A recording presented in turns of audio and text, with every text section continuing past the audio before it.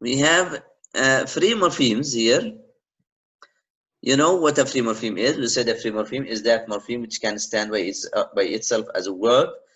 But a free morpheme is also divided into two types. Again, we have two types of free morphemes. Two types of free morpheme. We said a free morpheme is a word. A free morpheme can stand by itself as a word, so it is a word. So two categories of free morphemes. It means we have two types of free morphemes. What are the two types of free morphemes? We have either lexical morphemes or Functional morphemes. or functional morphemes. So free morphemes can be either lexical or functional. Lexical or functional. What is the difference between the two? Let's explain how lexical morphemes are different from functional morphemes. Lexical morphemes and functional morphemes are all words. They can stand on their own as words, but there is a difference between lexical words, or we call them lexical morphemes here, and functional morphemes. Lexical morphemes are words that carry content. So lexical morphemes are words that carry content. What do you mean by carry content? It means they convey the meaning, the message of or the meaning is conveyed through that word. If you see, for example, girl, nouns like, so lexical morphemes are like nouns. When you say girl, man, house, tiger, it can be a lexical morpheme, can be an adjective like sad, long, yellow, sincere. It can be a verb like look, follow, break, or go. So lexical morphemes are open class. What is open class? Open means we can create new ones easily. I mean, new morphemes, new lexical words can be added to the dictionary. So they are open. They are open. So you know now that we have two types of free morphemes. We can say they are either lexical or Functional functional. morphemes. What is a lexical morpheme? A word that can carry content. A word that carries the content is called lexical morpheme. So a word that carries the message, the meaning, is called a lexical morpheme. Lexical morphemes in English are words like nouns. Nouns are lexical morphemes. Verbs are lexical morphemes. Adjectives are lexical morphemes. Adverbs are also lexical morphemes. So lexical morphemes, we can call them, they are also open class, because we can create new lexical morphemes easily. But functional morphemes, functional morphemes are other free morphemes. They are other free morphemes. They are not verbs. They are not adjectives. They are not adverbs. They are not nouns.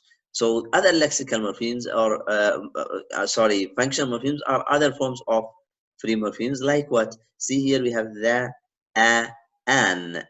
So the, a, an are articles. They are called functional morphemes. At, in, on, above. These words, four words, are called prepositions. So we call them functional morphemes. The, a, an also functional morphemes.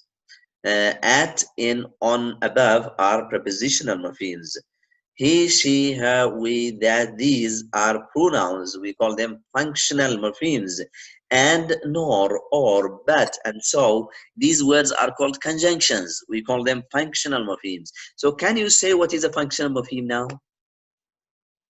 The functional morphemes, it's all other free morphemes. That's like the and an, because it's articles morphemes, and like at and n on above, it's prepositions morphemes, and it's Mhm. all about. So functional morphemes, we can say, are not lexical morphemes. They are words that have, why do we call them functional? They are words because we call them functional because they have grammatical function in sentences. Why do we use, sometimes we say a book, and in other cases we say the book, for grammatical function. So the grammatical function, the grammar, the rule of grammar makes us do so. I mean, when I say a book or the book in a sentence, if I ask you, for example, to choose a, an, or the, to fill in the blank, sometimes you say a book at the beginning, Then when you repeat the same word, we say the ball. Why? Because the grammar tells us to do so. So they have grammatical functions. They have grammatical function in sentences. At, in, on, also grammatical function. He, she. So we have grammatical function. So conjunctions are also words with grammatical function. They have grammatical function in sentences. They are used to join words of parallel structures or phrases or clauses or sentences. So functional morphemes are, we can say, the difference. Another difference is that they are closed class. If you remember, we say free morphemes are open class. Open Yeah, class. It means we can create another one easily. yeah, we can create another other free morphemes easily. I mean, we can people are, you remember, if you remember word formation processes that we talked about 2 weeks ago, I think we talked about word formation process. One of the processes is called coinage. If you remember, coinage means the invention of words. Which words do we invent? We invent, if words that are invented are called lexical, not functional, because we can't add functional words to the dictionary. And so, I mean, for example, in English, we have how many articles? Only 3. The, and an, definite and indefinite. But can we add another one? No. Can we add another article? No. To make them 4 or 5, huh? We can't. That is why we call it closed. You remember? Do you know now what is meant by closed? So functional morphemes are closed. So we can't add another article to the articles above. We can't add new preposition to the prepositions. Not only the prepositions that I mentioned here, he gave you just 4 examples. We have many prepositions, but we can't add other new prepositions. We can't add new pronouns or new conjunctions. So they are closed class. So bound morphemes, or sorry, functional morphemes are closed class. We really almost never create new ones. We can't create new functional morphemes. So we said a free morpheme can be either lexical or functional. So a free morpheme is divided into 2 types, lexical or functional. A free morpheme can be either lexical or functional. A lexical morpheme is that morpheme. Can you define? That we can create another one from it, like nouns. We have large number of nouns. We can guess. So But, yes, lexical morpheme is that morpheme which carries the content, we can say first, and it is called open class because we can create new lexical morphemes. But functional morphemes, the second type of free morphemes, is also functional. Functional morphemes are all other types of free morphemes like articles, prepositions, pronouns, or conjunctions. They are called closed class because we cannot create new ones. Clear? Clear. So a morpheme can be, again, a morpheme can be either, can you? It can be either. A free morpheme can be either a lexical morpheme. No, first, a morpheme. A morpheme can be free or free and bound. Or bound. Or bound. Okay. A free morpheme has 2 types. What are they?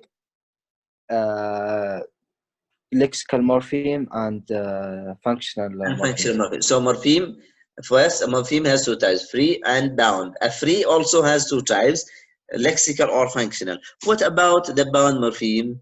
Let's see. See here, also bound morphemes have 2 types.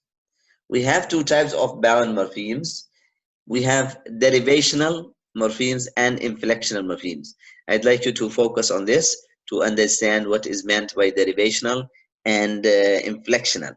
So derivational morphemes, we have derivational morphemes and we have inflectional morphemes. Derivational and inflectional. Derivational morphemes, when added to a stem, they almost always change the part of speech of the word. So again, if you remember, we said a morpheme is either free or bound. A free morpheme is that morpheme which can stand on its own as a word. A bound morpheme cannot stand on its own as a word. It is either a suffix or what?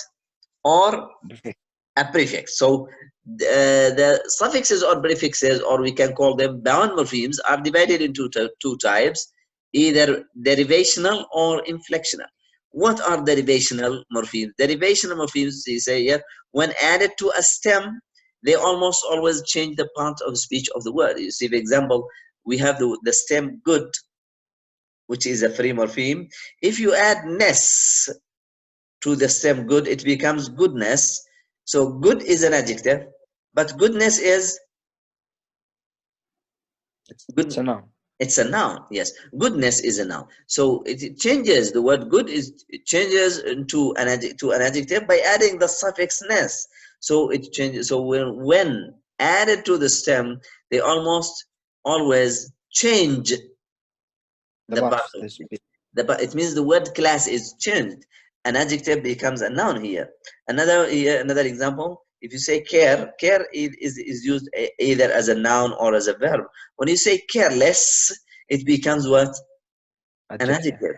So here the bound morpheme, the derivational bound morpheme here, the derivational bound morpheme, less, L-E-S-S, makes it an adjective. When I say pay, pay is a verb. Payment, meant here is a suffix, which is a bound morpheme. It changes the word pay to into payment, which is a noun. So from verb to a noun, it becomes a noun. So derivational morphemes and inflectional morphemes. So bound morphemes can be either derivational or inflectional. Derivational morphemes, when added to the word or to the stem, they change. Usually they change the word category, you can say, or the word class, the part of speech of a word. A noun, for example, becomes an adjective, or a verb becomes an adjective becomes a noun, and so on. Is it clear? Yeah, it's clear. That's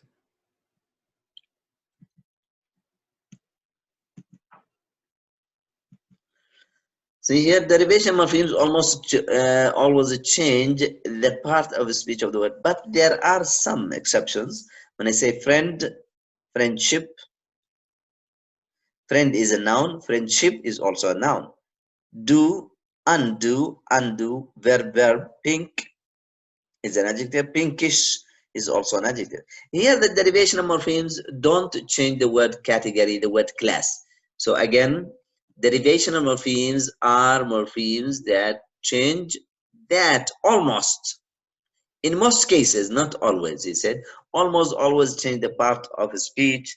And in some cases, though there are some exceptions, in some cases there are, they can't change the part of speech. For example, friend is a noun.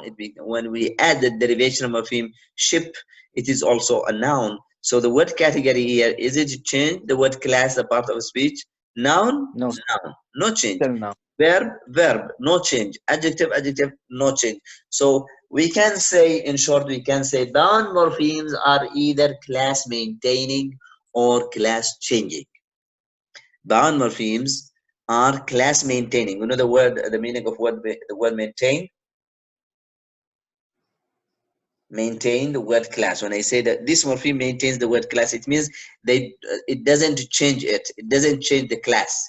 Huh? Maintain is the opposite of change. Huh? Mm. So bound morphemes can be either class maintaining or class changing. I mean, in some cases they change the word class. In other cases, they don't change the word class, as in these examples. So you see here, inflectional morphemes. We talked about derivational morphemes, which is one type of bound morphemes. So we said bound morphemes are of two types, either derivational or Reflection. inflectional. We said derivation morphemes are class maintaining or class changing. Sometimes they change the word class, in other cases they don't change. What about inflection morphemes? Inflection morphemes show different grammatical forms of the same word. Again, inflection morphemes show different grammatical forms of the same word. Focus on this definition. Inflection morphemes show different